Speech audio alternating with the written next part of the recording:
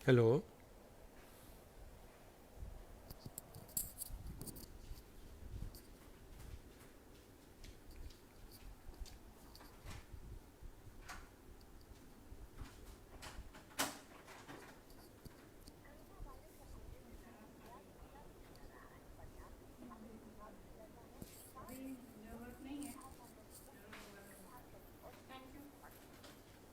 आवाज़ आ रही है? हाँ। हाँ। नहीं, अभी फिर मैं उसको चालू किया इससे हॉटस्पॉट से। वाईफाई स्लो हो गया था तो अभी दिख रहा है।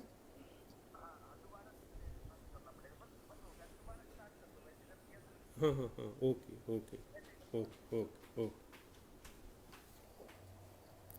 Hello, thank you. I am extremely sorry. Wifi weak हो गया था जिसके कारण हमें दिक्कत हो रही थी। आई एम एक्सट्रीमली सॉरी।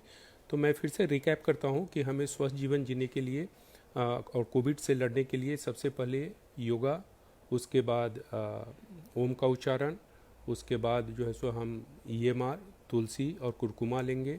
साथ में दिन में एक दो बार हम हर्बल टी पियेंगे। उसके बाद हम लोग चलेंगे तो अ, जब भी घर से हम बाहर निकले तो मास्क पहन के निकले। उसके बाद 2 गज की दूरी को माने। जब भी सामान आदान प्रदान करना हो तो हम ग्लोव्स पहन के सामान आदान प्रदान करें। ये तो हमारा हो गया कोविड से। अब हम आते हैं, हम अपने मुख्य जो हमारा टॉपिक है, एक डायबिटीज़ फ्री सोसाइटी बनाना है और स्वस्थ समाज बनाना है। जैसा कि आप लोगों के ध्यान में है कि हमारी जो कंपनी है कल्पामृत, वो केवल एक लाइन पे उसका पूरा विजन और मिशन है, सर्वे भवन्तु सुखिना सर्वे संतु निरामया। समाज के हर प्राणी, समाज के जितने भी लोग हैं, सब स्वस्थ हों और सुखी हो। तो यहाँ पे हम चर्चा करेंगे स्वास्थ्य के बारे में। हमारा जो स्वास्थ्य है मोटे तौर पे आप देखेंगे तो तीन स्तंभ पे टिका हुआ है। सबसे पहला जो आता है उसको हम कहते हैं शारीरिक श्रम। दूसरा आता है, उसको हम कहते हैं पोषक तत्व। और तीसरा आता है, हेलो, ऊर्जा। तो हमारा जो स्वास्थ्य है 3 स्तंभ पे टिका हुआ है, शारीरिक श्रम, पोषक तत्व और ऊर्जा। शारीरिक श्रम के संबंध में हम एक छोटा सा उदाहरण देके आप लोगों के ध्यान में लाना चाहेंगे कि कितना इम्पोर्टेंट है। हमारे घर में 2 महीने का नवजात शिशु है जो न चलना जानता है न दौड़ना जानता है, पर उसको मालूम है कि हमने स्वस्थ जीवन जीना है। चूँकि जब वो अपने माता पिता की भाषा को नहीं समझता है तो परम पिता परमेश्वर से उनका वार्तालाप होता है, और उस वार्तालाप से उन्हें ज्ञात है कि हमें स्वस्थ जीवन जीना है। और स्वस्थ जीवन जीना है तो हमें शारीरिक श्रम करना होगा। बच्चे को लेटा के 15 कदम दूर आप चले जाएंगे तो आप देखेंगे बच्चा हाथ पैर को चला रहा है। ये क्या है? एक शारीरिक श्रम है। मतलब हमको और आपको भी यदि स्वस्थ जीवन जीना है तो सबसे पहले हमें शारीरिक श्रम, योग, प्राणायाम को अपनाना होगा। दूसरा आता है पोषक तत्व और तीसरा आता है ऊर्जा। पोषक तत्व और ऊर्जा के लिए कुदरत ने, ईश्वर ने खाने का प्रावधान किया है। हम खाना किस लिए खाते हैं? खाना से हमें पोषक तत्व मिलता है और ऊर्जा मिलता है। हमें इस बात का ध्यान रखना है। तो खाना बहुत ही इम्पोर्टेंट है हमारे जीवन में। आहार सबसे महत्वपूर्ण चीज़ होता है। अब आप देखेंगे कि पोषक तत्व और ऊर्जा, ये दोनों हमें खाना से मिलता है। और खाने का 2 भाग होता है। एक भाग होता है जिसमें प्रोटीन, विटामिन, मिनरल्स होता है। प्रोटीन, विटामिन, मिनरल्स को आपस में हम क्लब कर देते हैं तो उसको पोषक तत्व कहते हैं। और दूसरा भाग होता है कार्बोहाइड्रेट। कार्बोहाइड्रेट खाना खाने के बाद, पचने के बाद शुगर बन जाता है। कार्बोहाइड्रेट खाना खाने के बाद, पचने के बाद शुगर बन जाता है। शुगर इसलिए बनता है कि हमारे 70 लाख करोड़ सेल्स को ऊर्जा की आवश्यकता है, और उस ऊर्जा का प्रमुख स्रोत शुगर है। अब आपके ध्यान में आ रहा है कि हमारे शरीर को ऊर्जा की ज़रूरत है, और पूरा शरीर ऊर्जा से संचालित हो रहा है। यदि हमारे शरीर से ऊर्जा को निकाल दिया जाए तो ये केवल हाड़ और मांस का लोथरा बन के रह जाएगा। तो सबसे इम्पोर्टेंट हमारे शरीर में है ऊर्जा, और ऊर्जा का प्रमुख स्रोत है शुगर। अब शुगर से एनर्जी कैसे बनता है, इस बात को समझना बहुत ज़रूरी है। शुगर बनने के बाद हमारे खून में घुल जाता है और हमारे शरीर में एक बहुत बड़ा अंग है लीवर, हम सब लोग जानते हैं। लीवर के ठीक नीचे एक छोटा सा अंग है, उसको हम लोग कहते हैं पैनक्रियाज। पैनक्रियाज में there are 4 kind of cells, 4 प्रकार के सेल्स हैं। एक है अल्फा सेल, दूसरा है बीटा सेल, तीसरा है डेल्टा सेल और चौथा है gamma cell. Alpha, beta, delta, gamma. पर सबसे महत्वपूर्ण सेल और जो चर्चा का विषय है आज है वो है बीटा सेल्स। बीटा सेल्स का काम है इंसुलिन बनाने का, और इंसुलिन का काम होता है हमारे ब्लड से शुगर को लेकर सेल्स में पहुंचाने का। चूंकि एनर्जी किसको चाहिए? एनर्जी हमारे सेल्स को चाहिए, तो इंसुलिन हमारे ब्लड से शुगर को लेकर सेल्स में पहुंचा देता है। पर केवल शुगर के पहुंच जाने से सेल में ऊर्जा नहीं बनता है। ऊर्जा बनने के लिए जो सबसे महत्वपूर्ण चीज आता है वो आता है ऑक्सीजन। इसलिए ऑक्सीजन को हम लोग प्राण वायु कहते हैं। प्राण का मतलब ही होता है ऊर्जा। तो आप देखिए कि ऑक्सीजन को हम लोग प्राण वायु कहते हैं, मतलब उसका सीधा संबंध कहीं ना कहीं ऊर्जा से है। अब आप देखें कि हमने जो ऑक्सीजन लिया ये हमारे खून में घुल जाता है, और खून में एक कंपोनेंट है हेमोग्लोबिन।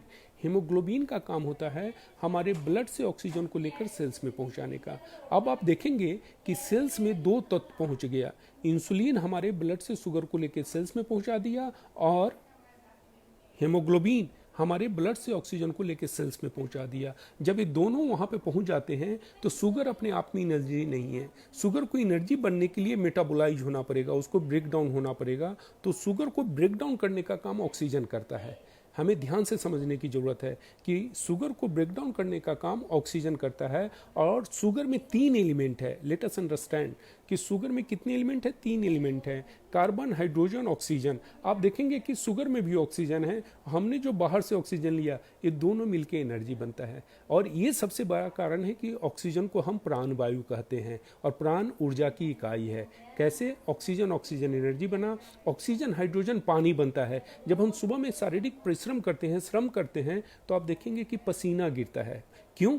क्योंकि जितना हम शारीरिक मेहनत करेंगे उतनी ऊर्जा की आवश्यकता होगी, और जितनी ऊर्जा की आवश्यकता होगी उतना शुगर ब्रेक डाउन होगा। और जितना शुगर ब्रेक डाउन होगा, शुगर में 3 एलिमेंट है तो 3 चीज़ों में परिवर्तित होगा। ऑक्सीजन एनर्जी बनेगा, ऑक्सीजन हाइड्रोजन H2O पानी बनेगा जो पसीना के रूप में बाहर आएगा, और oxygen carbon CO2 carbon dioxide के रूप में बाहर आएगा। मुझे लगता है कि यहाँ तक आपके ध्यान में आ गया कि ऊर्जा हमारे शरीर के लिए कितना जरूरी है, और ऊर्जा हमारे शरीर में बनता कैसे है। अब लेट अस अंडरस्टैंड कि किसी कारण से इंसुलिन, क्या कारण है उस पर हम बाद में चर्चा करेंगे। अभी केवल हम इस बात को समझना है कि किसी कारण से इंसुलिन का बनना कम गया, या इंसुलिन का उपयोग सही तरीके से नहीं हो पाया। तो दोनों परिस्थिति में हमारे ब्लड से शुगर सेल्स में नहीं पहुंच पाता है। मेरी बात को ध्यान से समझें। यदि इंसुलिन का बनना कम गया या इंसुलिन सही तरीके से उपयोग नहीं हो पाया, तो दोनों परिस्थिति में ब्लड से शुगर सेल्स में नहीं पहुंचता है। और जब ब्लड से शुगर सेल्स में नहीं पहुंचता है तो ब्लड में शुगर बढ़ना शुरू होता है, जिसको हम डायबिटीज कहते हैं। पर हम यहाँ पे इस बात को समझने के लिए नहीं बैठे हैं कि ब्लड में शुगर बढ़ता है उसको डायबिटीज कहते हैं। हम यहाँ पे इस बात को समझेंगे कि ब्लड में जो शुगर बढ़ रहा है वो तो डायबिटीज का महज प्रमाण है। परिणाम क्या है? परिणाम है कि हमारे शरीर को जितनी ऊर्जा की जरूरत है उतनी ऊर्जा नहीं मिल पा रही है। और ये कारण है, ये सबसे बड़ा कारण है कि आप देखेंगे कि डायबिटीज होने के 2 से 20 साल जाते जाते इंसान का हार्ट, किडनी, लीवर, आंख, शारीरिक क्षमता काम करने का, यौन शक्ति उनका, वो धीरे धीरे घटता जाता है और डैमेज होना शुरू हो जाता है। जो हमारा हार्ट और किडनी है। क्यों? क्योंकि हार्ट, किडनी, लीवर जितने भी हमारे आंतरिक महत्वपूर्ण अंग हैं, सबको सुचारू रूप से काम करने के लिए ऊर्जा की जरूरत है। और जब उन्हें ऊर्जा नहीं मिलेगी तो धीरे धीरे जो है सो काम। और ये सबसे बड़ा कारण है कि आप किसी भी हार्ट हॉस्पिटल में चले जाएं और आप जाके पता करें कि हार्ट हॉस्पिटल में जो हार्ट के पेशेंट पहुंच रहे हैं उसमें 10 में से 8 डायबिटीज वाले हैं। जितने भी हार्ट के पेशेंट पहुंच रहे हैं हॉस्पिटल में 10 में 8 डायबिटीज वाले। अब लेट अस अंडरस्टैंड कि इंसुलिन का बनना कम हो जाना या इंसुलिन का सही तरीके से उपयोग नहीं हो पाना किन किन कारणों पे है। तो इंसुलिन का नहीं बनने के पीछे प्रमुख कारण है कि हमारे बीटा सेल का नंबर घटना शुरू हो गया। बीटा सेल 1, 2, 100, 1000 नहीं है। बीटा सेल मिलियंस में है। और बीटा सेल का जब नंबर धीरे धीरे घटना शुरू हो जाता है तो हमारे शरीर में इंसुलिन का बनना कम जाता है, और इंसुलिन का जब कम बनना शुरू होगा तो स्वाभाविक तौर पे ब्लड से शुगर सेल्स में नहीं पहुंच पाएगा। अब बीटा सेल का जो नंबर घट रहा है उसके पीछे रीजन क्या है? उसके पीछे रीजन है कि हमारा जो पैनक्रियाज है, हमारा जो बीटा सेल्स है, उसको स्वस्थ रखने के लिए करीब करीब 27 पोषक तत्व की जरूरत है, 27 न्यूट्रिएंट्स की जरूरत है, न्यूट्रिशन की जरूरत है। और जिसमें सबसे महत्वपूर्ण जो न्यूट्रिशन है उसका नाम है क्रोमियम, सिलेनियम, वैनेडियम। मैं रिपीट कर रहा हूँ, जो सबसे इंपॉर्टेंट माइक्रोन्यूट्रिएंट्स है जो हमारे पैनक्रियाज को हेल्दी रखता है, हमारे बीटा सेल को हेल्दी रखता है, वो है क्रोमियम, सिलेनियम, वैनेडियम। पर आज के दिन में आप अपनी मिट्टी का टेस्ट कराएंगे तो पाएंगे कि हमारे मिट्टी में क्रोमियम, सिलेनियम, वैनेडियम लगभग नहीं मिल पा रहा है। और उसके पीछे रीजन है excess use of chemical fertiliser, जो कि हमारे ईश्वर का कहना है जियो और जीने दो। जियो और जीनो दिनों का मतलब होता है कि आप 5 ग्राम मिट्टी को उठाएं तो आप देखेंगे कि उसमें नेकेड आई से आप देखेंगे तो मिट्टी में कुछ भी नहीं दिखेगा, पर जब आप उसको माइक्रोस्कोप के पास लेके जाएंगे तो उसमें करोड़ों करोड़ों जीवाणु हैं। पर इतना ज़्यादा हमने केमिकल फर्टिलाइजर डाल दिया अपने खेतों में कि आज के दिन में हमारा मिट्टी विषाक्त हो गया है, मिट्टी हमारा जहरीला हो गया है, और उसके कारण मिट्टी में जो अवेलेबल जीवाणु हैं वो उनका नंबर जहां 10 करोड़ से ऊपर था वो घट के करोड़ से नीचे आ गया। स्वाभाविक रूप से अब हमारी मिट्टी को bio available nutrition, micro nutrients में तब्दील नहीं हो पा रहा है। नतीजा हो रहा है कि हमारे खाने में माइक्रो न्यूट्रिएंट्स की कमी हो गई है, और ये सबसे बड़ा कारण है कि बीटा सेल का नंबर घटता जा रहा है। और इस बीटा सेल के नंबर के घटने के कारण शरीर में सही तरीके से इंसुलिन नहीं बन पा रहा है। अब इंसुलिन जितना भी बन रहा है वो सही तरीके से उपयोग नहीं हो पा रहा है। उसके पीछे क्या रीजन है? तो इंसुलिन के सही तरीके से उपयोग नहीं होने के पीछे आज से 50 साल पहले तक केवल एक कारण माना जाता था, वो है हमारे ब्लड में कोलेस्ट्रॉल लेवल का बढ़ जाना। पर बदलते परिवेश में हम लोगों ने देखा है कि उसमें 2 कारण और ऐड हो गया है, जिसके कारण इंसुलिन सही तरीके से नहीं उपयोग हो पाता है। पहला है ब्लड में कोलेस्ट्रॉल लेवल का बढ़ जाना। दूसरा कारण है यदि हमारे ब्लड में एसिडिटी की मात्रा ज़्यादा बढ़ गया है तो भी इंसुलिन की सेंसिटिविटी घट जाती है। और तीसरा है टॉक्सिन, यदि टॉक्सिन का लेवल भी ज़्यादा बढ़ जाता है तो भी इंसुलिन सही तरीके से उपयोग नहीं हो पाता। अब आप देखिए कि इन कारणों के कारण हमारे शरीर में इंसुलिन सही तरीके से उपयोग नहीं हो पाता है या इंसुलिन सही तरीके से बन नहीं पाता है। अब ऐसा क्यों कहा जाता है कि एक बार डायबिटीज हो गया तो जीवन भर डायबिटीज के साथ रहना पड़ेगा? ऐसा क्यों हमें बताया जाता है कि एक बार डायबिटीज हो गया तो जीवन भर हमें डायबिटीज के साथ जीना पड़ता है? इसके पीछे जो प्रमुख कारण है, आप देखेंगे कि हम ज़्यादातर लोग एलोपैथ दवा को यूज करते हैं। और एलोपैथ में केवल भारत की बात मैं नहीं करूंगा, आप यूरोप चले जाएं, आप अमेरिका चले जाएं, तो दवा का जो डायबिटीज का दवा बनता है उसमें जो मेन सॉल्ट होता है वो 2 ही प्रकार के सॉल्ट हैं। एक का नाम है ग्लिमिप्राइड और दूसरे का नाम है मेटफॉर्मिन। कंपनी का नाम शायद अलग होगा, दवा का नाम अलग होगा, पर जो सॉल्ट यूज हो रहा है, जो केमिकल यूज हो रहा है वो मेनली 2 है, एक ग्लिमिप्राइड है और दूसरा मेटफॉर्मिन है। अब ग्लिमिप्राइड का काम क्या है? ग्लिमिप्राइड, अब जैसा कि हमने बताया कि डायबिटीज के मुख्य कारण है कि हमारे शरीर में बीटा सेल का नंबर घटता जा रहा है और बीटा सेल को न्यूट्रिशन चाहिए, पर हम जो ग्लिमिप्राइड दे रहे हैं वो बीटा सेल को रीजनरेट नहीं कर रहा है, केवल जो बचा हुआ बीटा सेल है उसको जाके स्टिमुलेट कराता है, उसको जाके चाबुक लगाता है कि आप ज़्यादा से ज़्यादा इंसुलिन निकालो। पर उस प्रक्रिया में भी, उस दौरान में भी हमारे शरीर में बीटा सेल का नंबर घटता जा रहा है। अब आप बताएं, यदि बीटा सेल का नंबर घटता जाएगा तो किसी भी परिस्थिति में हम डायबिटीज फ्री हो सकते हैं? कभी भी हम डायबिटीज फ्री नहीं हो सकते हैं। और ऐसा क्यों, एलोपैथ में ऐसा क्यों किया जाता है? जैसा कि हमने पहले ही बताया कि हमारे पैनक्रियाज को हेल्दी रखने के लिए 27 केमिकल या फाइटोकेमिकल की जरूरत है। There are 2 words, one is chemical and the other one is phytochemicals. Glimepiride chemical है और फाइटोकेमिकल हम कहते हैं जब ये सारे तत्व न्यूट्रिशन को हम पौधा से निकाल के लेके आते हैं उसको हम फाइटोकेमिकल कहते हैं। दोनों में बेसिक डिफरेंस ये है कि केमिकल एक साथ n नंबर से ज़्यादा हम यूज करेंगे तो लाभ से ज़्यादा नुकसान होगा। जैसे केमिकल एक साथ आप 8, 10, 12 से ज़्यादा यूज करेंगे तो लाभ से ज़्यादा नुकसान होगा। पर फाइटोकेमिकल की खूबसूरती है कि एक साथ हम 150 फाइटोकेमिकल भी यूज करेंगे, चूंकि माँ प्रकृति की है, माँ प्रकृति से लाया गया है, पौधा से लाया गया है, 150 से भी ज़्यादा फाइटोकेमिकल हम यूज करेंगे तो हमारे शरीर को नुकसान नहीं होगा। ये सबसे बड़ा एडवांटेज है फाइटोकेमिकल के साथ, हर्बल प्रोडक्ट के साथ। अब आप देखेंगे कि जैसा मैं बताया कि n नंबर से ज़्यादा यूज करने पे हमारे शरीर को लाभ से ज़्यादा नुकसान होगा, तो एलोपैथ में 27 केमिकल यूज करना संभव ही नहीं था। तो वहाँ पे उन्होंने इस बात पे जोर दिया कि डायबिटीज को कंट्रोल कैसे किया जा सकता है। केवल इस बात पे शोध हुआ कि डायबिटीज को कंट्रोल कैसे किया जा सकता है, और उस शोध में एक ग्लिमिप्राइड आया जो हमारे बीटा सेल को केवल जाके स्टिमुलेट करता है। अब हम लोग बहुत भाग्यशाली हैं कि भारत जैसे देश में जन्म लिए हैं जहाँ पे आयुर्वेद हमारे सनातन का एक महत्वपूर्ण अंग रहा है। जैसे वेद हमारे जीवन का अंग है, वैसे आप देखेंगे आयुर्वेद हमारे जीवन का महत्वपूर्ण अंग रहा है। हम लोग के यहाँ इन चीज़ों पे स्टडी होते रहा और हम लोग इस बात को मानते रहे हैं। और हमारा जो बैकग्राउंड है एक ग्रुप ऑफ हर्बल साइंटिस्ट है। फिर हम लोगों ने एक पौधों पे अध्ययन करना शुरू किया। कुछ पौधों पे करीब 150 मेडिसिनल प्लांट्स पे हम लोगों ने अध्ययन करना शुरू किया, और धीरे धीरे करके हम लोग 3 मेडिसिनल प्लांट्स पे फोकस हुए, जिसमें सबसे पहला नाम है स्टीविया रिबॉडियाना, शॉर्ट में स्टीविया या मीठी तुलसी कहते हैं। दूसरा है नाइजेला सैटिवा, जिसको हम लोग कलौंजी कहते हैं हिंदी में। और तीसरा है सौरोपस एंड्रोगाइनस, जिसको कि बोलचाल की भाषा में हम मल्टीविटामिन प्लांट कहते हैं। इन 3 पौधा के अर्क पे हमने ध्यान दिया, और इस 3 पौधा को अर्क निकाल के करीब इसमें 27 फाइटोन्यूट्रिएंट्स हैं जो हमारे पैनक्रियाज को चाहिए, वो सारा फाइटोन्यूट्रिएंट्स है। नतीजा होगा, और जिसका जो प्रोडक्ट के रूप में हमारे सामने में है EMR, एनर्जी मैनेजमेंट रेगुलेटर।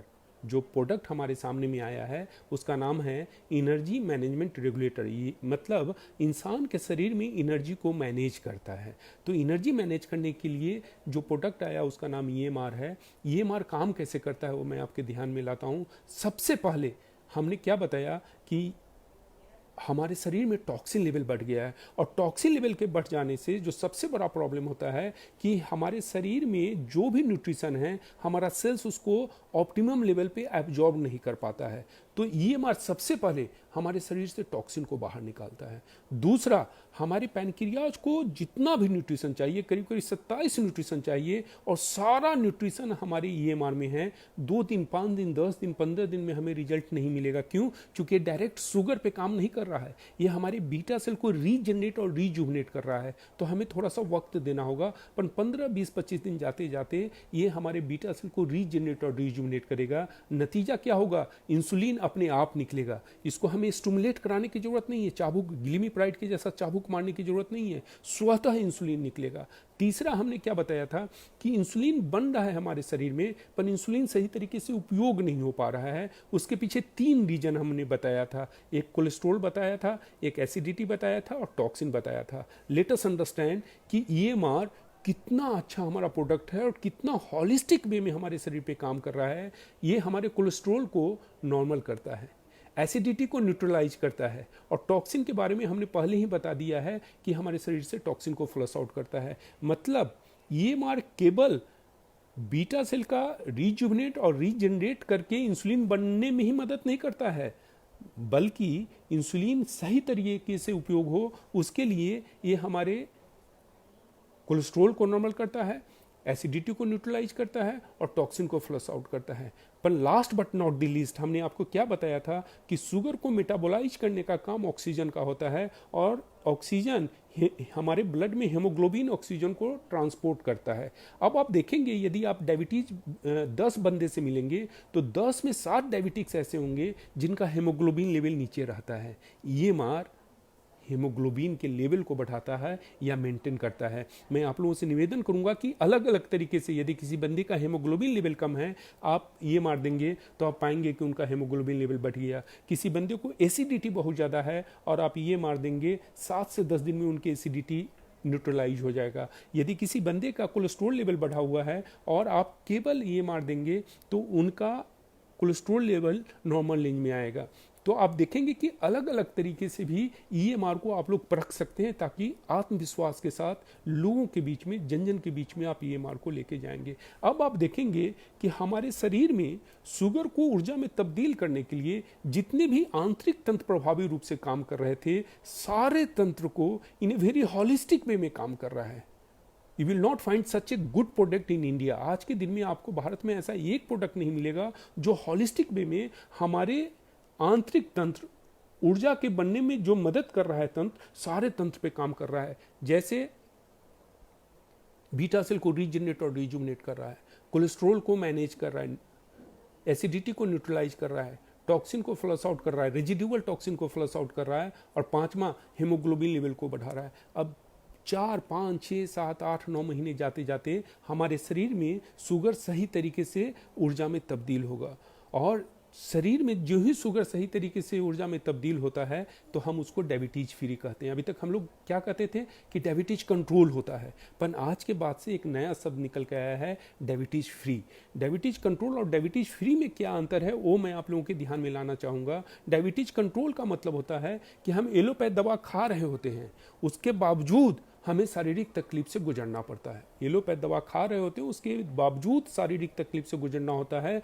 और डायबिटीज की जो शारीरिक तकलीफ हैं उसको हमने 2 भागों में बांटा है। एक है पीडीसी, प्रीलिमिनरी डायबिटीज कॉम्प्लिकेशंस, और दूसरा है advance diabetes complications. Preliminary diabetes complications का मतलब होता है आप एलोपैथ दवा खा रहे होते हैं, उसके बाद भी आपके मांसपेशी में दर्द रहेगा, यहाँ पे बैक में दर्द रहेगा, शाम के समय सुस्ती रहेगी, रात में बाथरूम ज़्यादा जाएंगे, शाम के समय आपके स्वभाव में परिवर्तन आता है, चिड़चिड़ापन आ जाता है, कॉन्स्टिपेशन रहना शुरू हो जाता है। डायबिटीज हुआ और आपको कॉन्स्टिपेशन रहना शुरू हो जाएगा, आपकी शारीरिक क्षमता धीरे धीरे धीरे घटना शुरू हो जाता है। इसको हम लोग कहते हैं प्रीलिमिनरी डायबिटीज कॉम्प्लिकेशंस। कब है? जबकि हम एलोपैथ दवा खा रहे होते हैं, और जब ये कंटिन्यू करता है 2 से 20 साल तो जाते जाते एडवांस डायबिटीज कॉम्प्लिकेशंस में तब्दील हो जाता है। एडवांस डायबिटीज कॉम्प्लिकेशंस का मतलब होता है कि अब ये हमारे हार्ट को डैमेज करेगा, हमारे किडनी को डैमेज करेगा, हमारे लीवर को डैमेज करेगा, हमारे आंख से देखने की क्षमता प्रभावित होगी,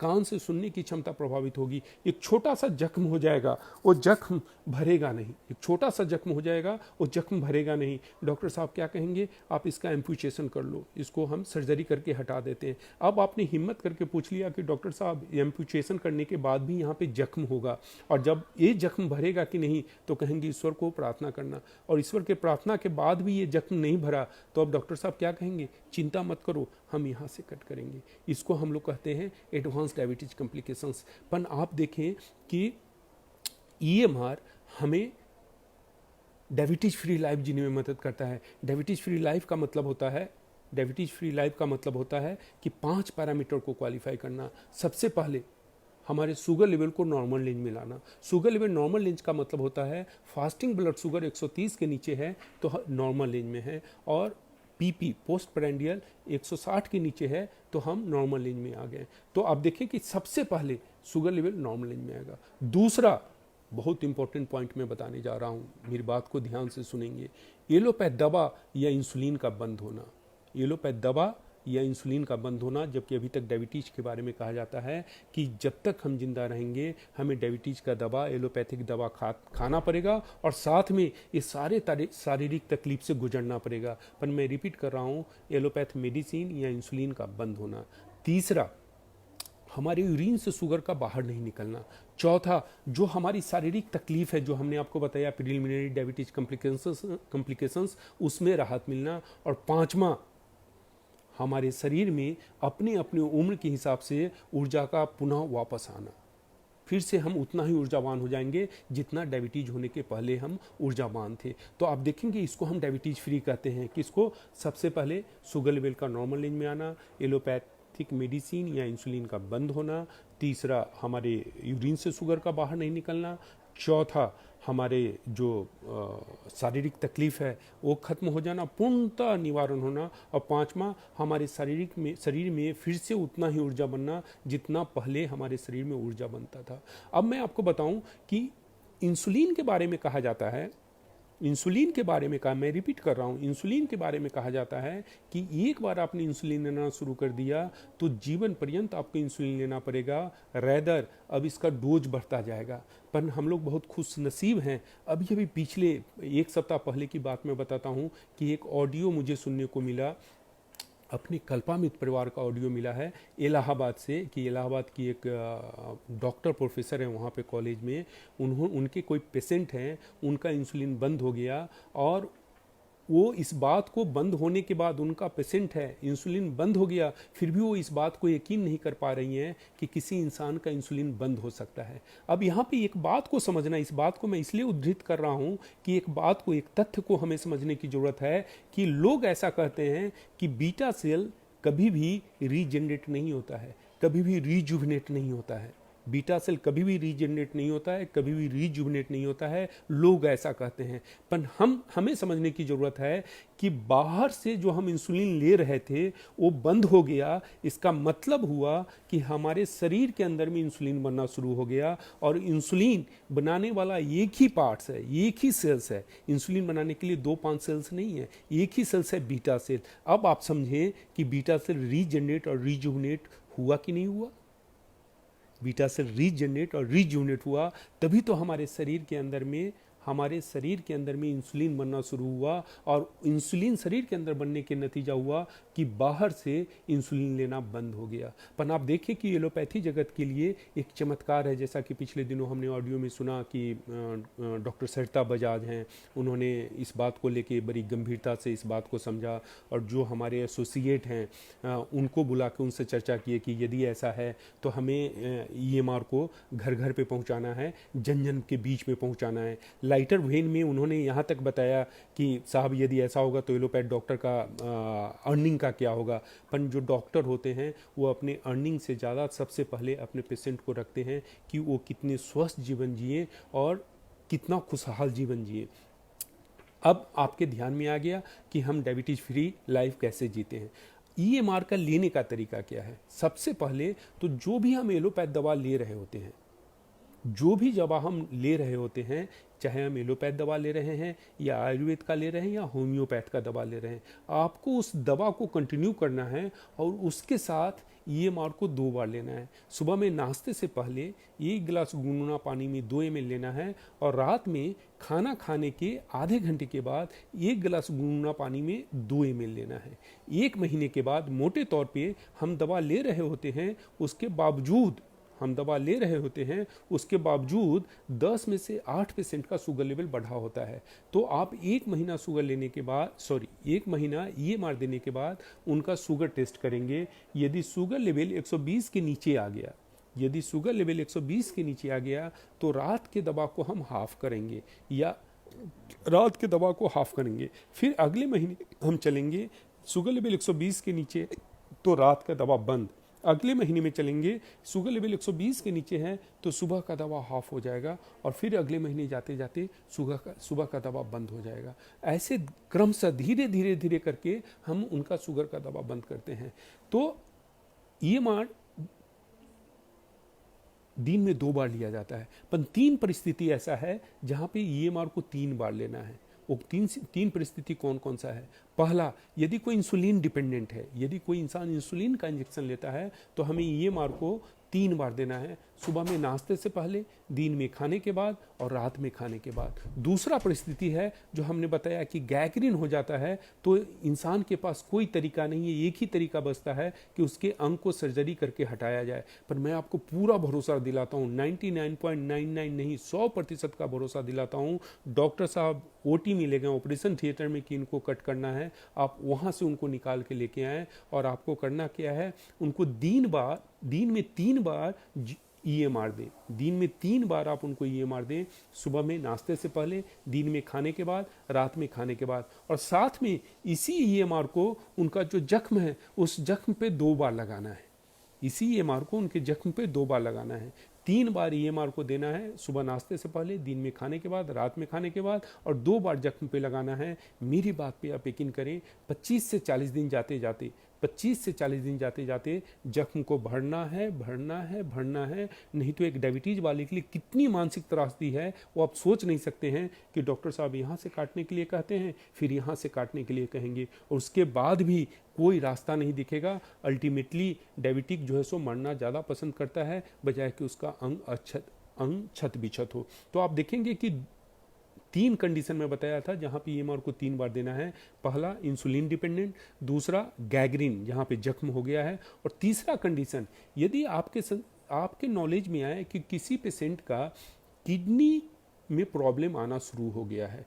जैसे डायबिटीज़ का मतलब होता है कि हमारे ब्लड में शुगर लेवल बढ़ना शुरू हो गया, ठीक उसी प्रकार से यदि किसी इंसान के किडनी क्या उसके ब्लड में क्रेटिनाइन लेवल बढ़ना शुरू हो गया, ब्लड में क्रेटिनाइन लेवल बढ़ना शुरू हुआ, मतलब उनका किडनी का हेल्थ डिटोरिएट कर रहा है। मोटे तौर पे क्रेटिनाइन लेवल 1.5 के नीचे होना चाहिए, क्रेटिनाइन लेवल 1.5 के नीचे होना चाहिए। पर यदि क्रेटिनाइन लेवल 1.5 के ऊपर जाना शुरू किया, इसका मतलब उनके किडनी में प्रॉब्लम आना शुरू हुआ, और 6 के ऊपर चला जाता है क्रेटिनाइन लेवल तो उनको डायलिसिस पे जाना पड़ता है, और डायलिसिस के 6 महीना जाते जाते आपको कहा जाएगा कि अब तो इनको ट्रांसप्लांट करना होगा। पर मेरी बात को आप समझें, 6 नहीं, 1.5 और 4 के बीच में है, 1.5 और 4 के बीच में क्रेटिनाइन लेवल गया हुआ है, तो आपको वहाँ पे ये मार को 3 बार देना शुरू करें।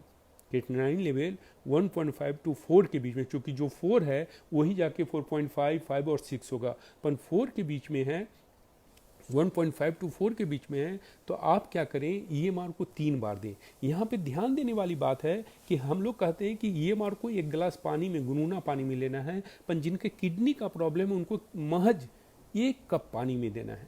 2 ml सुबह नाश्ते से पहले, 2 ml दिन में खाने के बाद, और रात में खाने के बाद देना है।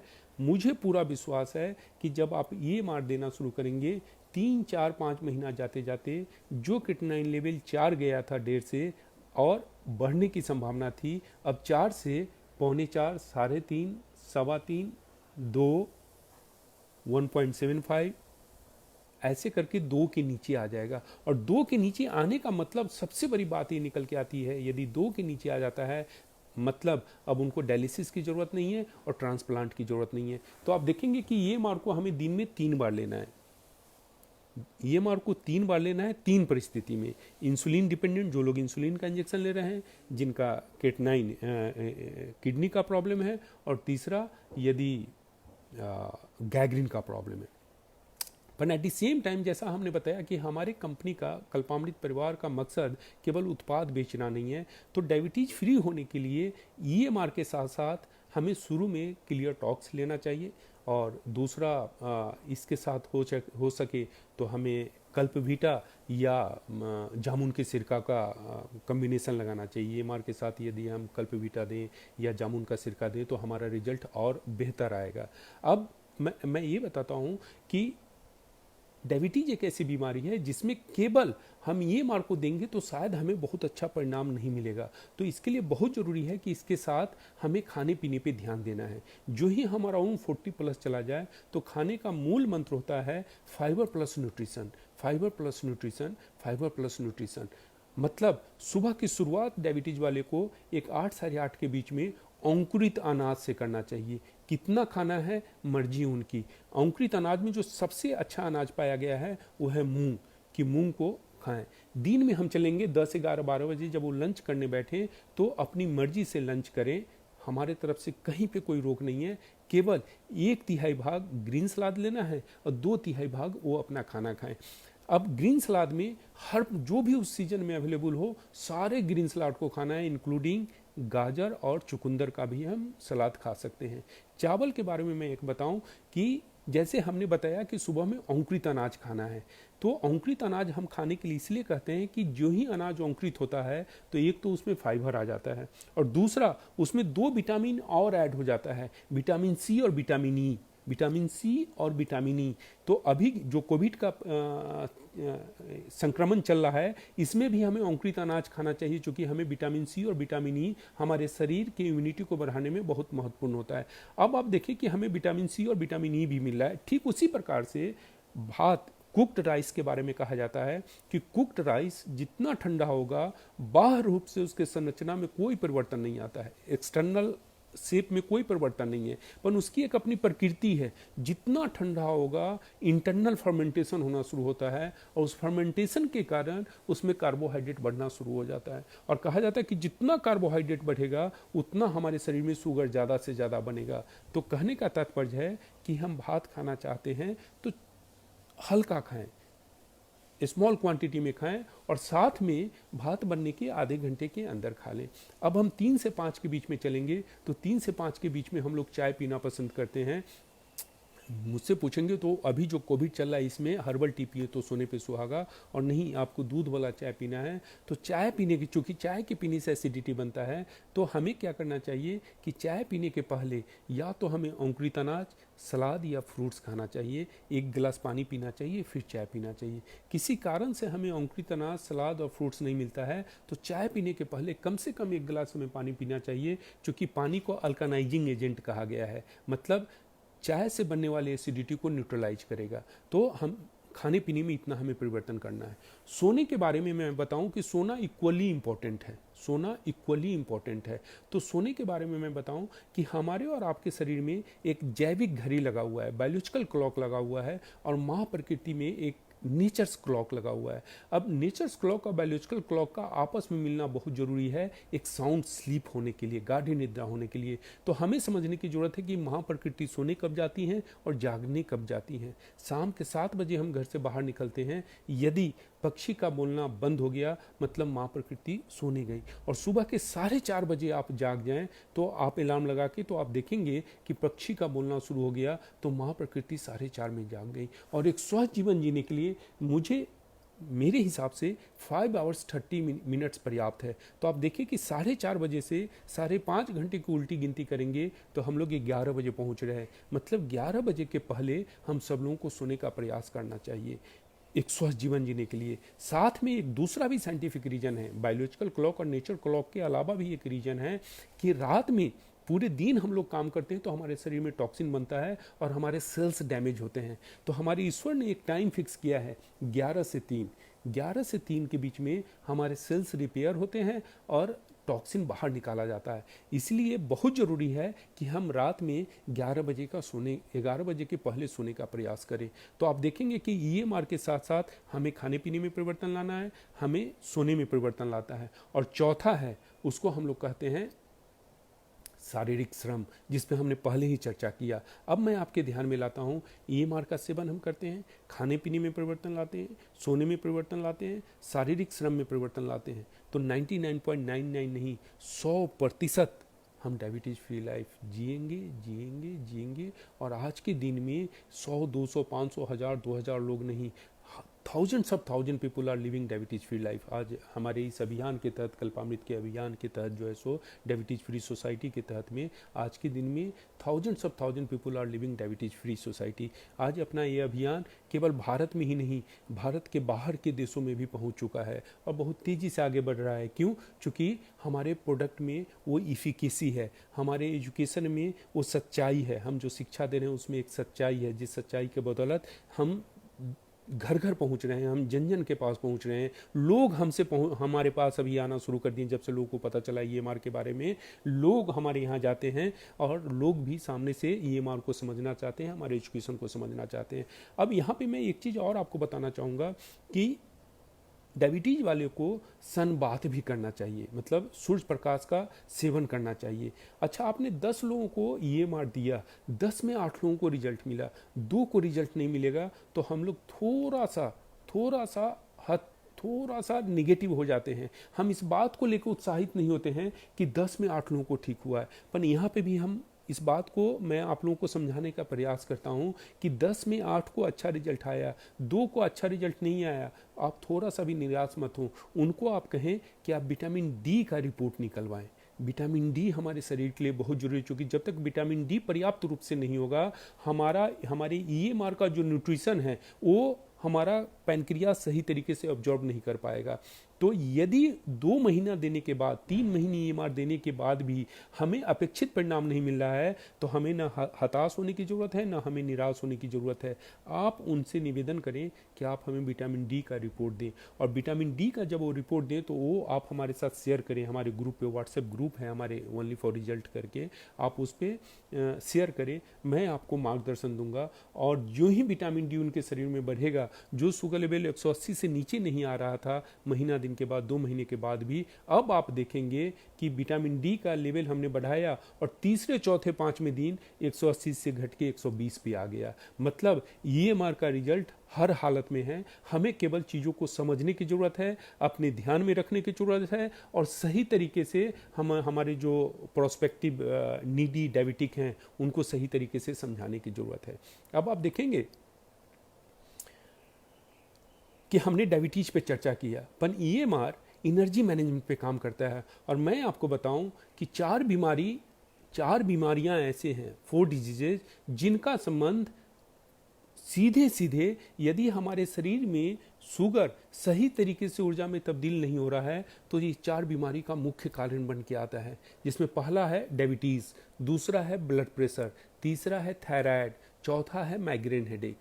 तो आप देखेंगे कि जितना आपको अच्छा परिणाम ईएमआर से डायबिटीज पे मिला है, उतना ही अच्छा परिणाम आपको ब्लड प्रेशर पे मिलेगा, थायराइड पे मिलेगा, माइग्रेन हेडेक पे मिलेगा। पेट से संबंधित जितनी भी बीमारियां हैं, जैसे गैस है, एसिडिटी है, कॉन्स्टिपेशन है, ये सारे पे आपको मिलेगा। तो आप देखेंगे कि ईएमआर एक स्वस्थ जीवन जीने के लिए, एनर्जी मैनेजमेंट, अच्छा ईएमआर कौन ले सकता है? ईएमआर डायबिटिक ले सकता है, नॉन डायबिटिक ले सकता है, प्री डायबिटिक ले सकता है। हर इंसान को एनर्जी मैनेजमेंट, हर इंसान को एनर्जी चाहिए, इम्यूनिटी चाहिए, एनर्जी मैनेजमेंट चाहिए, तो ईएमआर सब लोग ले सकते हैं। पर बीमारी के रूप में आप देखेंगे तो मोटे तौर पर, जैसा कि मैंने बताया, diabetes, blood pressure, thyroid, migraine. अच्छा, ये चारों बीमारी के बारे में कहा जाता है कि जीवन भर आपको दवा लेना पड़ेगा, पर समय के अंतराल के साथ डायबिटीज का दवा बंद होगा, थायराइड का दवा बंद होगा, माइग्रेन हेडेक का दवा बंद होगा, और ब्लड प्रेशर का दवा बंद होगा, पेट से संबंधित जो बीमारी है वो दूर होगा।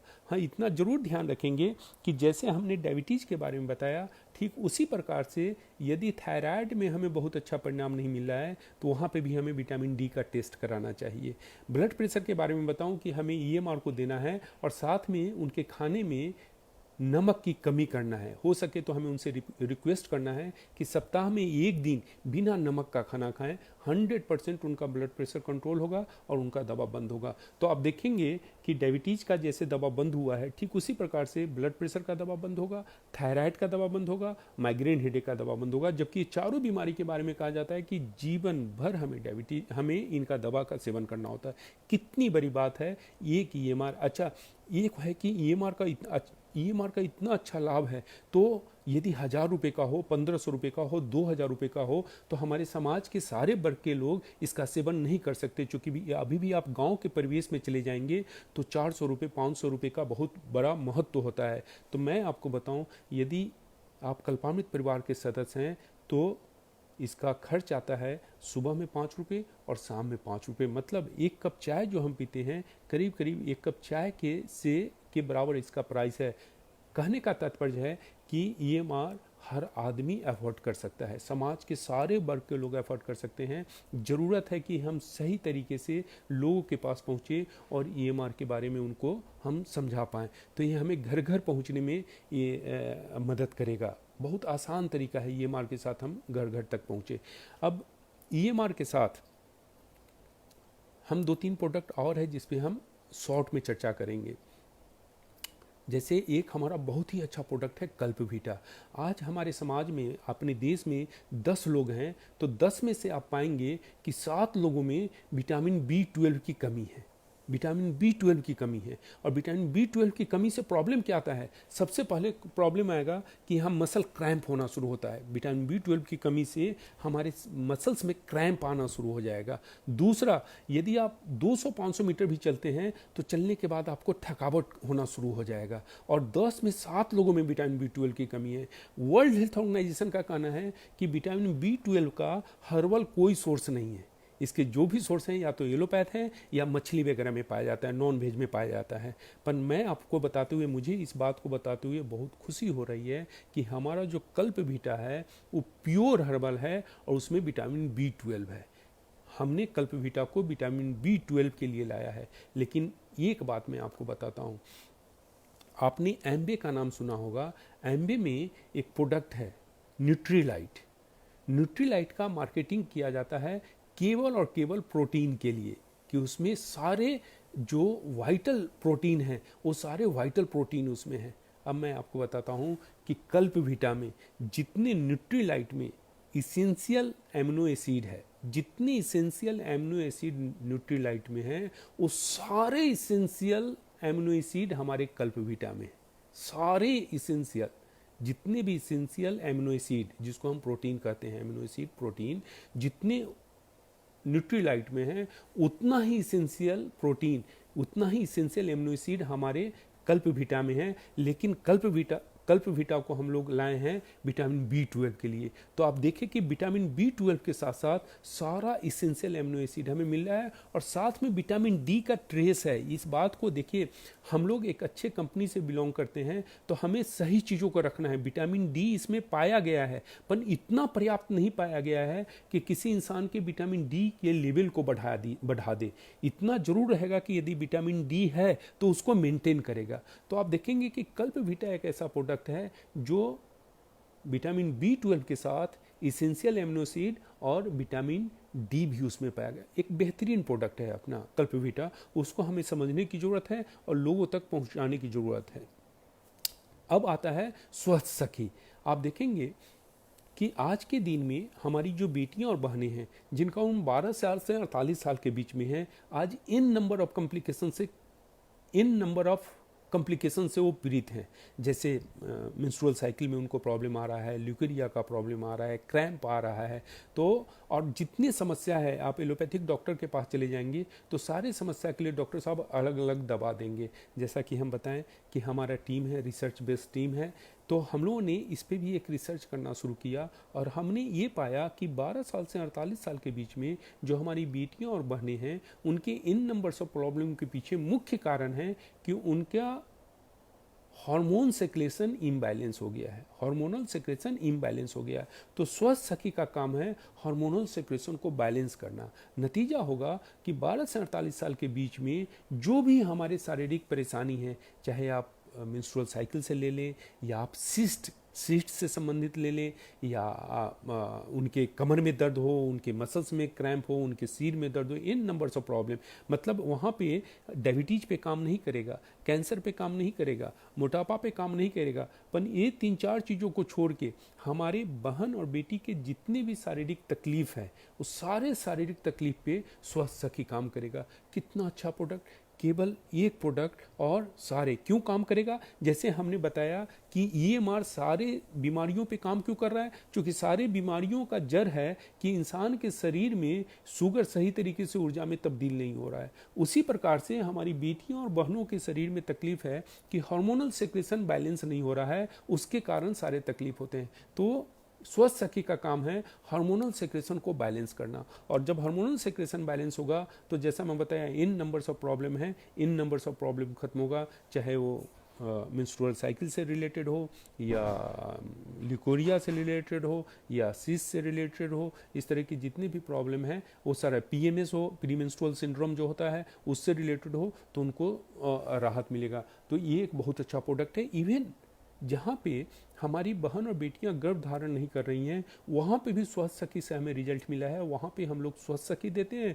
और सुबह में हम एडवाइज करते हैं कि अंकुरित मूंग के साथ गुड़ खाएं, अंकुरित मूंग के साथ गुड़ का सेवन करें, जैगरी का सेवन करें, तो वहाँ पे भी हमें इसका रिजल्ट मिलता है। अब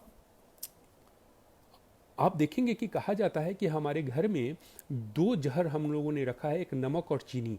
तो चीनी के बारे में, चीनी को शुगर फ्री कैलोरी करके मार्केट में बहुत सारे प्रोडक्ट हैं। आज के दिन में आप देखेंगे कि मार्केट में शुगर फ्री या कैलोरी फ्री शुगर करके बहुत सारे प्रोडक्ट मार्केट में अवेलेबल हैं।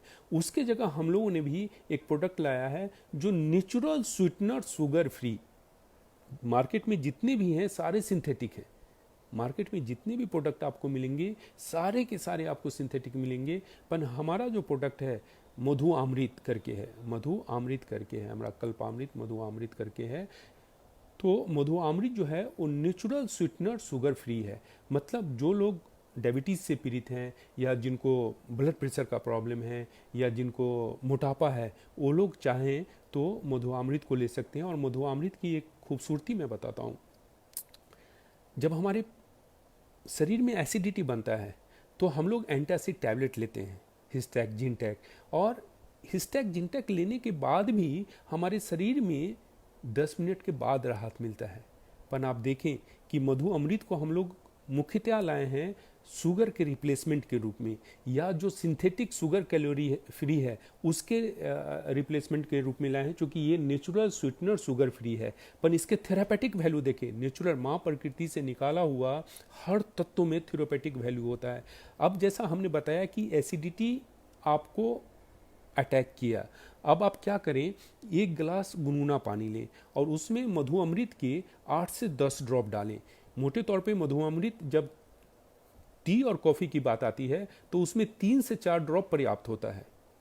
चाय या कॉफ़ी की बात आएगी तो उसमें 3 से 4 ड्रॉप आप डालेंगे तो आपको मीठा का एहसास होगा। पर यदि एसिडिटी की बात है तो वहाँ पे 1 गिलास गुनगुना पानी लीजिए और उसमें 8 से 10 ड्रॉप मधु अमृत का डाल दें। जब तक आपका गिलास खत्म हुआ और आपको एसिडिटी से राहत, इतना फास्ट रिलीफ आपको एलोपैथिक मेडिसिन में नहीं मिलेगा। जो हम लोग एंटासिड वगैरह की बात करते हैं, जिनटेक, हिस्टैक, रेंटेक की बात करते हैं, उससे भी फास्ट रिलीफ मिलेगा। तो आप देखिए कि हमने मधु अमृत लाया किस लिए लाया था, इसको लाया था शुगर के रिप्लेसमेंट के लिए। हम लोगों ने इसको लाया था जो सिंथेटिक शुगर फ्री है मार्केट में, उसको रिप्लेस करने के लिए। पर उसके बावजूद इसका यहाँ पे इसका इतना अच्छा रिजल्ट मिल रहा है। कहाँ पर रिजल्ट मिल रहा है? हमें एसिडिटी में। तो आप देखेंगे कि कल्पामृत जो है वो एक रिसर्च बेस्ड कंपनी है और इसका एक ही मकसद है कि हमारा जितना भी प्रोडक्ट है वो इफिकेसी, उसकी क्वालिटी वर्ल्ड क्लास का होना चाहिए। लेकिन जब मूल्य की बात आती है तो मूल्य में हम भारतीय समाज के जो इनकम है उसको ध्यान में रखा जाता है। जहाँ तक क्वालिटी की बात है, हमारे कल्पामृत प्रोडक्ट की क्वालिटी की बात आप लें, इफिकेसी की बात लें, तो क्वालिटी और इफिकेसी में हम ग्लोबल बात करते हैं कि हमें ग्लोबल लेवल पे कम्पीट करना है। पर जब प्राइस की बात आती है तो हम लोग प्राइस में अपने समाज को, अपने परिवार को आगे रख के, उनको अपने सामने में रख के कि समाज के पिछले पंक्ति में जो बैठा हुआ है वो इस प्रोडक्ट को ले सकता है कि नहीं ले सकता है, उनको स्मरण करते हुए हम अपने यहाँ प्राइसिंग करते हैं, प्रोडक्ट का प्राइसिंग करते हैं। तो आप देखेंगे कि एक तरफ हमारा प्रोडक्ट अच्छा है और दूसरे तरफ उसके प्राइस इतने मॉडरेट हैं कि समाज के पिछले पंक्ति में जो बैठा हुआ है, गांव ग्रामीण के जो लोग हैं, वो भी इस प्रोडक्ट को लेके और एक स्वस्थ जीवन जी सकते हैं। तो हमारा जो मकसद है सर्वे भवन्तु सुखिनः सर्वे सन्तु निरामया। समाज के हर वर्ग के लोग स्वस्थ हों और जब वो स्वस्थ होंगे तो सुखी अपने आप होंगे। और इसके द्वारा कल्पामृत हमें पैसा कमाने के बारे में बताता है, रोजगार करने के बारे में बताता है। ऑफ कोर्स मेरा जो सब्जेक्ट होता है वो सब्जेक्ट केवल और केवल हेल्थ से रिलेटेड होता है। जहाँ तक समृद्ध होने की बात होती है तो उसके लिए कंप्लीट टीम अलग है, जो टीम आपको day to day, time to time मार्गदर्शन देगा कि हाँ हम कैसे समृद्ध होंगे, हम कैसे रोजगार। चूँकि आज के दिन में आप देखेंगे विशेषकर कोविड-19 के बाद जो सबसे बड़ी समस्या हमारे सामने आके खड़ा हुआ है वो खड़ा हुआ है बेरोजगारी का। आज इतनी बेरोजगारी, सब जगह से नौकरी से निकाला जा रहा है। पर आप देखेंगे कि कल्पामृत अपने दोनों हाथ खोल के बैठे हुए हैं कि जितने लोग भी हैं वो सारे लोग आएंगे, सब लोगों को एक जैसा ट्रेनिंग, सब लोगों को एक जैसा एजुकेशन और सब लोगों को रोजगार देने के लिए हम यहाँ पे प्रतिबद्ध हैं। कल्पामृत आज के दिन में जब कोविड-19 महामारी के कारण जितनी बेरोजगारी बढ़ा है, हम उसमें भी प्रतिबद्ध हैं कि जितने लोग आएंगे सब लोगों को हम समाहित करेंगे और सब लोगों को रोज़गार देने का हम पूरा पूरा प्रयास करेंगे। सही सही ट्रेनिंग देंगे, सही सही टाइम टू टाइम हम उनको एजुकेशन देंगे और उनको स्वावलंबन आत्मनिर्भर बनने में हम पूरा पूरा प्रयास करेंगे कि वो आत्मनिर्भर हों। तो आप देखेंगे कि इतना अच्छा प्रोडक्ट है, इस प्रोडक्ट के साथ हमें आगे बढ़ना चाहिए और जन जन तक पहुंचाना है, घर घर पहुंचाना है। हमारा एक ही मकसद है। यदि डॉक्टर आर के सिंह के बारे में आप जानना चाहेंगे तो हमने अपने जीवन को समर्पित किया है, मधुमेह मुक्त समाज बनाना है, बनाना है, बनाना है। डायबिटीज़ फ्री सोसाइटी हमें बनाना है। हम आप लोगों से करबद्ध निवेदन करते हैं कि एक बहुत बड़ा अभियान चल रहा है, इसको एक रोजगार से मत जोड़ें, इसको एक यज्ञ के रूप में लें कि एक बहुत बड़ा यज्ञ चल रहा है, एक बहुत बड़ा आंदोलन चल रहा है। इस आंदोलन को अब बहुत जल्दी हमें घर घर पे पहुंचाना है, लोगों तक पहुंचाना है, लोगों को समझाना है, उनको डायबिटीज़ फ्री जीवन जीने में हमें मदद करना है। अब मुझे जो समझाना था या बताना था, हमने बताने का एक प्रयास किया है। एक छोटा सा हमारा प्रयास है, विनम्रतापूर्वक प्रयास है। यदि यहाँ पे मुझे ध्यान में नहीं कि सवाल जवाब हम ले सकते हैं कि नहीं ले सकते हैं। यदि सवाल जवाब हम कर सकते हैं तो आप सवाल जवाब कर सकते हैं मेरे से।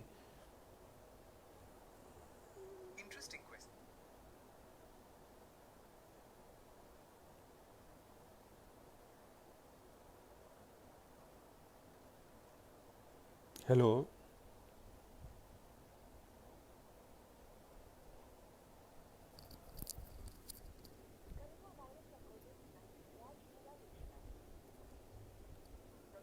नमस्कार, इसमें कुछ सवाल जवाब भी हो सकता है या सवाल जवाब हम नहीं ले सकते हैं? ठीक, तो हम इसको बंद कर देते हैं फिर, ठीक ना? चलिए, थैंक यू। फिनिश कर देता हूँ। ठीक। चलिए, once again thanks a lot, God bless you. हम हमेशा आपके साथ हैं और आप लोगों से मैं निवेदन करूंगा कि आप लोग घर घर पहुँचें, जन जन पहुँचें, इस महामारी से खुद बचाएं, अपने परिवार को बचाएं, समाज को बचाएं और ये पुनः राष्ट्र निर्माण। आप देखेंगे कि मोदी जी ने एक बहुत अच्छा अभी पिछले दिनों उदाहरण दिया था कि 26 जनवरी 2001 हमारे रुएं कांप जाते हैं। कच्छ में एक भूकंप आया था, पूरी दुनिया कहती थी कि कच्छ अब कभी नहीं अपने पैर पे खड़ा हो पाएगा, पर आज कच्छ में लोग जाने के लिए ललायित होते हैं। आपको लगेगा ही नहीं कि भारत का कोई शहर कच्छ है। यदि आप कच्छ जाएंगे, हमने अभी सेमिनार करके आया था, वहाँ पे 2-3 बार मैं गया हूँ सेमिनार के लिए, तो हमें पता ही नहीं चलता है कि कच्छ इतना एडवांस्ड होगा। तो ठीक उसी प्रकार से इस महामारी से हमें बाहर निकलना है और पुनः जागना है और एक स्वस्थ और समृद्ध राष्ट्र का निर्माण करना है। Thanks a lot, God bless you.